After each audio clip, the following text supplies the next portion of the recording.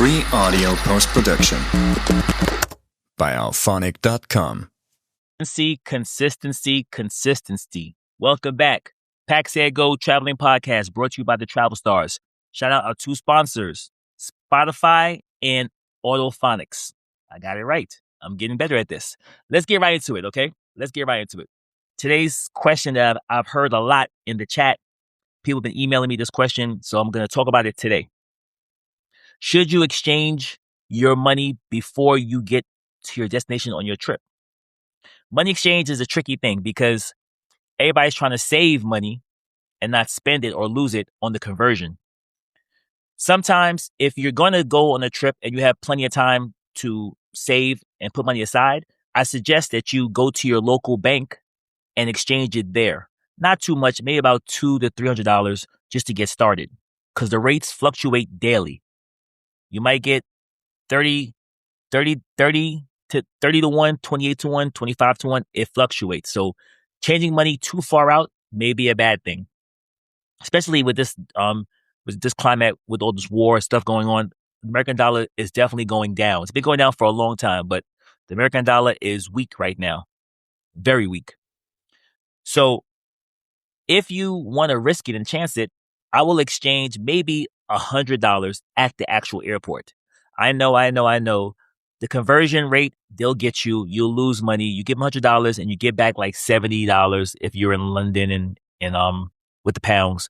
I know you're going to lose a lot of money, but I'd rather take a short loss at the airport, and then when I go out about my tours and go out for my day the next day, find a local currency exchange place for a better rate. That's what I like to do.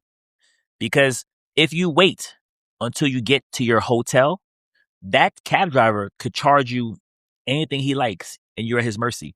Some countries don't have Uber. They don't have Lyft, like in America. So whatever they tell you at the airport, it could change when you get to the hotel. And now you're even more screwed. That happened to me one time in Russia. I was given a price. And then when we got back to the airport, it was a totally different price. And it was in rubles. We thought it was in dollars. He might have told us the number in dollars. The verbal. Like say he said it was 100. He never really said 100 rubles or $100. If you want to figure out a big gap, look at rubles to dollars. You do it on your own time. Trust me, I will never forget that lesson.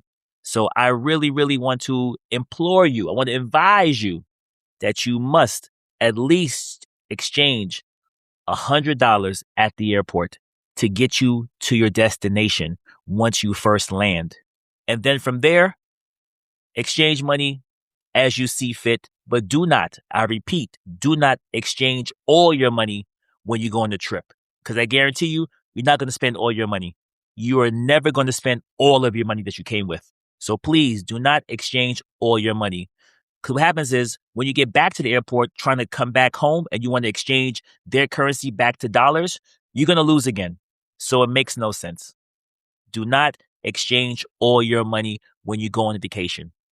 That is like rule number 1. Like the 10 trip commandments, that's number 1, 2, 3, 4, and 5. Please. So also I want to say is find a credit card that has no foreign transaction fees.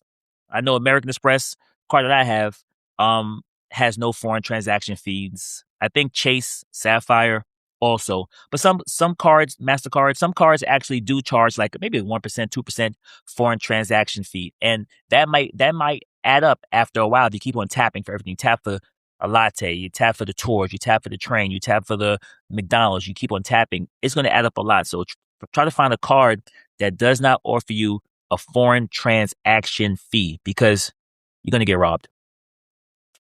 So for me, I like to, this is a good tip I like also. This is a very, very good tip. Like get a pen. I'll wait for you guys. Write this tip down. I'll wait because this is a very good tip. When I exchange my money, I keep small denominations like 5s and 10s in one pocket, in one separate pocket of their currency. I keep the bigger bills.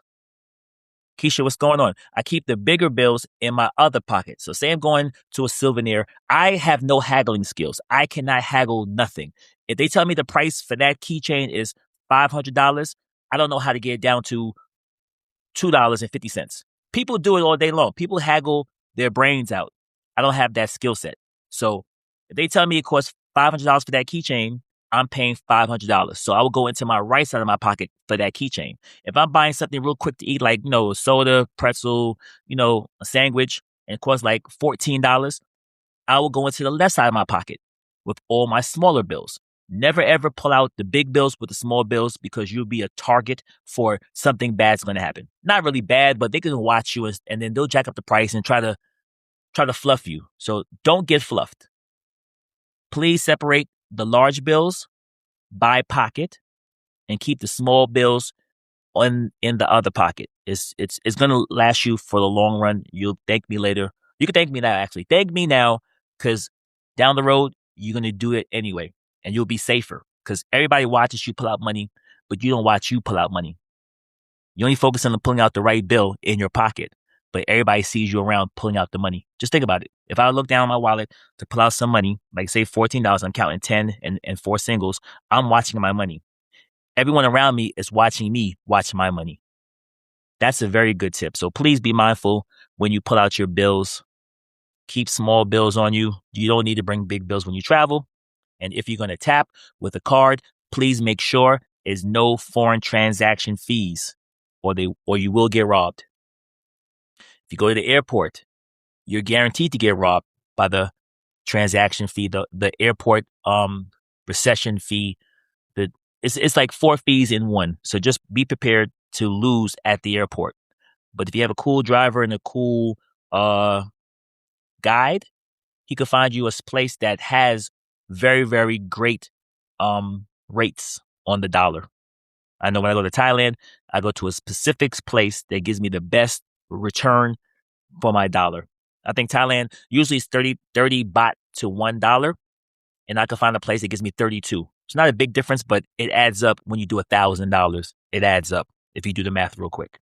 So please, you're going to get robbed anyway by exchanging money.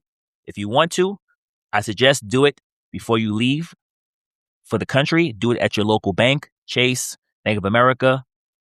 They could easily exchange money. The lowest is $20. The highest is $9,999, because you can't technically bring $10,000 with you on a plane. I mean, you can, but you'll go to jail. So you might as well just keep it in between $20 and $9,999.99, and you'll be fine. But you don't need to exchange all your money. Please do not exchange all your money. And that's a question and answer that I had. Somebody asked me in the chat over the weekend, and I wanted to answer it because it was a very, very good question, and it makes sense. A lot of travelers usually bring a lot of money when they don't even use it when they get there, especially if you stay in an all-inclusive hotel. All-inclusive, and you have a bunch of tours. Everything's already structured. You know what you're going to pay already. You don't need an excessive amount of money. That's all I got for today. That's all I have for today. Y'all go ahead, be good. Thanks for checking in. Next Wednesday, same time. I think I'm going away the following week, so I might have to miss travel trivia Tuesdays. Next Tuesday, I'm gonna see, because I'm traveling. Summertime. Summer's officially here, so gotta take this show on the road. It don't stop. Believe that.